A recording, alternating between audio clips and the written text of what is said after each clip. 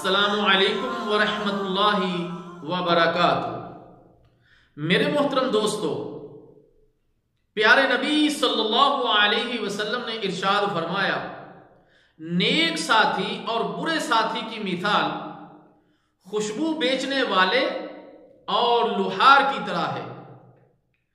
خوشبو بیچنے والا یا تو تمہیں خوشبو لگا دے گا یا تم اس سے خرید لو گے، یا پھر تم وہاں بیٹھے عمدہ خوشبو سونگتے رہو گے، جبکہ لوہار یا تو تمہارے کپڑے جلا دے گا یا پھر تم وہاں بیٹھے بدبو اور دھواں سونگتے رہو گے۔ صحیح بخاری۔ میرے محترم دوستو، یہ بات حقیقت پر مبنی ہے کہ اگر دوست اچھا ہے تو اس کی مجلس سے، اس کے پاس بیٹھنے سے اچھائی ملے گی، اور اگر دوست برا ہے تو اس کے پاس بیٹھنے سے برائی ملے گی۔